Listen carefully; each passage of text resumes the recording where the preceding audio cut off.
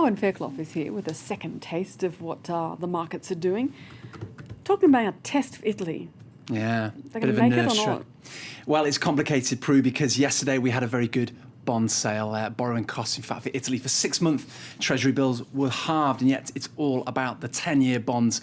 Today we'll have more on that in a moment. Let me give you the market numbers, because the European markets have opened up with a little bit more confidence than they had on Wednesday. There they are. Look out to see how the FTSE MIB performs this Thursday. As I mentioned, that bond sale. The FTSE in Milan opening up around 0.5% up. Similar sort of picture in Paris, London and Frankfurt. Can't really say that about the Asian markets this Thursday. A lot of jitters there, particularly in Japan, with the Nikkei off by around 1/3%. The Hang Seng has not long closed, down around 0.7%. China managing to find some gains. There's some good news if you work in rare earths over in China. We'll have more on that in a moment too. Yeah, I'm particularly excited by rare earths. Let's get back to Italy, though. Give me some detail. Well, as I mentioned yesterday, we saw around €9 billion of 6-month paper being sold off by the government. But really, that's only half the story. Yes, we saw borrowing costs halved for 6-month T-bills. But today, the Italian government has to try and find buyers for around €9 billion worth of 10-year paper. The problem is Italy is one of the riskiest punts right now, particularly in Europe, with 10 yields on 10-year government bonds up once again past 7%. Remember, just a couple of weeks ago, before Christmas, they dipped right back down with the ECB stepping in to help out the Eurozone a little bit.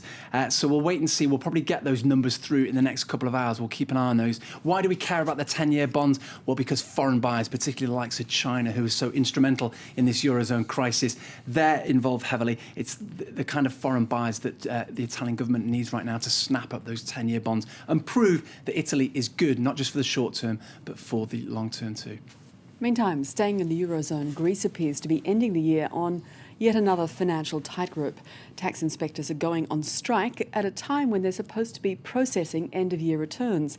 They say huge numbers of staff layoffs are making their jobs too difficult.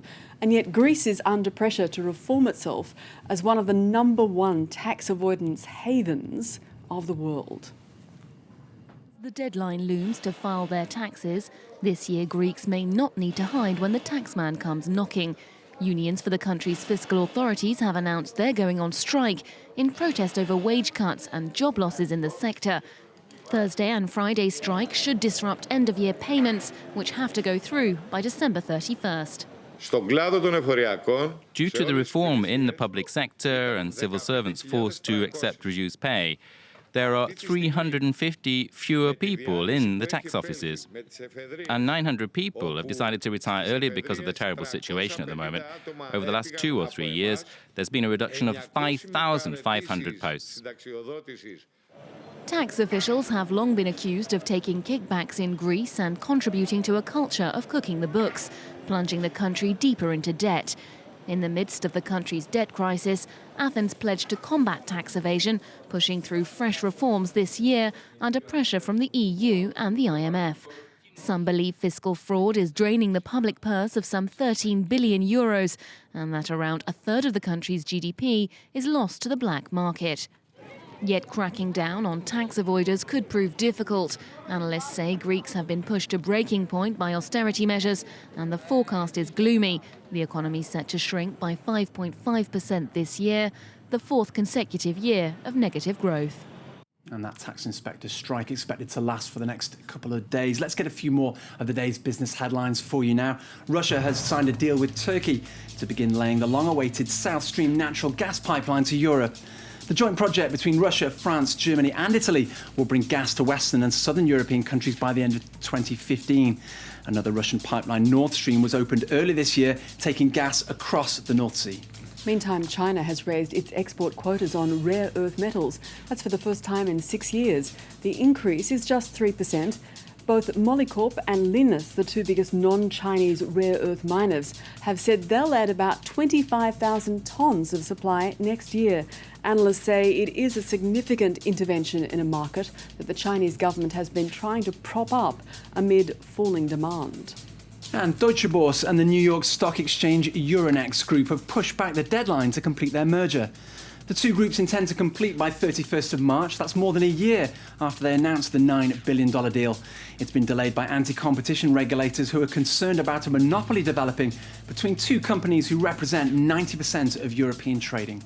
Now, our most favoured partner, they're not the words you might expect to hear used between Pakistan and India of each other. And yet the two neighbours with a very turbulent past are on the verge of cementing an important cross-border trade deal. It'll free up the market by scaling back the number of forbidden imports, though not everyone thinks it's a great idea. It's been dubbed Pakistan's breadbasket. The Punjab province near the Indian border has made its wealth exporting fruits and vegetables, with hundreds of trucks crossing the border to India every day. Sohail Ashari recently went on a business trip to India, but with different quality norms and high taxes on exports, he's worried about the consequences of an ill-negotiated deal with Pakistan's trade partner.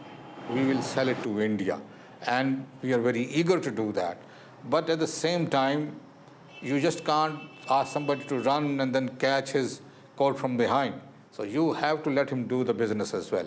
But we are very, very confident that this is a win-win situation for both the countries, and basically Pakistan is going to win in a larger scale. In February, Pakistan will issue a list of just 200 banned products among the 2,250 currently authorized. Transport times will be shortened and visas issued more easily. Granting India the most favored nation status should liberalize the market, a prospect some industries aren't too keen on. Our fear is that if we start importing from India, we may be getting a lot of spurious and substandard drugs. If they come over, we will just have to close our business because we won't be able to compete with them. Though the army and religious political parties are strongly opposed to this trade deal, if the Pakistani parliament passes the bill, officials are hoping to implement it by the end of next year. Well, now for advertisers, and the Christmas holidays are about landing, at least in the United States, a big TV spot. Now, Google, it's caught your eye. Why? Yeah, it's no great surprise for any blue chip company, Prue, to land a big advertising spot during the Christmas holidays. But it's interesting to see Google spending heavily on advertising. It's the second time this year that Google has really bought that #1 advertising spot with who else but a little help from the Muppets. I think we can show you this latest ad with a little bit of Queen and David Bowie thrown into the mix for good measure. Google has significantly ramped up its advertising spend over the last 12 months. Last year, for example, it spent around $50 million, I should say, on advertising. This year, it's nearly 3 times that amount. So it's very much going back to the old school to try and get its message out there. Quite strange, you might think, for an internet search engine to have to do that. Instead of advertising on itself, but it wants to break into social networking, so it has to. This is it. You see, it's going up against Facebook, which, remember, has 800 million users worldwide. Google Plus, which is Google's answer to social networking, launched in the summer, is growing, but it has just a fraction of that number right now. And yet it's through this sort of advertising push that Google is hoping it can get more market share throughout 2012. Many of the forecasters think it will do. It'll go from being pretty much a has-been in terms of social networking. It's behind even also brands like MySpace to actually potentially becoming the #2 social networking site after Facebook during 2012. And one can always wheel out the Muppets. You can always rely on Kermit the Frog or Miss Piggy, can't you? I was always more of an animal fan, though, when I was younger. He was silent but deadly, I think. I have a certain affinity with Miss Piggy, as you can imagine. That is it for business. You can follow Owen, continue to follow Owen on Twitter. His details will be coming across your screen momentarily. At Owen France 24. It's a bit Thank you for disloyal to watching. Google, isn't it? Sorry. That's for us for this half hour. Stay with us. The news continues.